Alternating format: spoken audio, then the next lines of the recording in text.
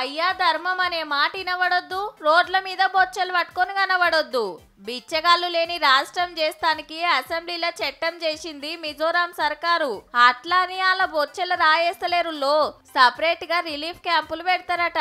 1-2 రోజులు అండ్లనే తిండి తిప్పలరుచుకొని వాళ్ళెవరు ఏడికెళ్ళొచ్చిండ్రు ఏ ఊరో తెలుసుకొని ఇంటోళ్ళకి అప్పచెప్తారట.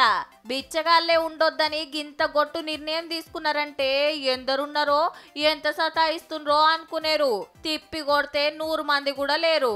రాష్ట్రం అంతా కలిపి పబ్లికే 14 లక్షలు. మరి దేశానికి అటు కొసకుంటది రాష్ట్రం. కొండలు గుట్టల ఏరియా, టూరిస్టులు బగ్గొస్తుంటారు. అట్లనే పక్క రాష్ట్రాలకెళ్లి బిచ్చగాళ్ళు సుతా మోపైతున్నారట. ఈడనైతే బొచ్చెల చిల్లర గట్టిగా పడుతుందని, రేపు ఇంకా పెరిగే ఛాన్స్ ఉందని గీ రూల్ తెచ్చిండ్రన్నట్టు.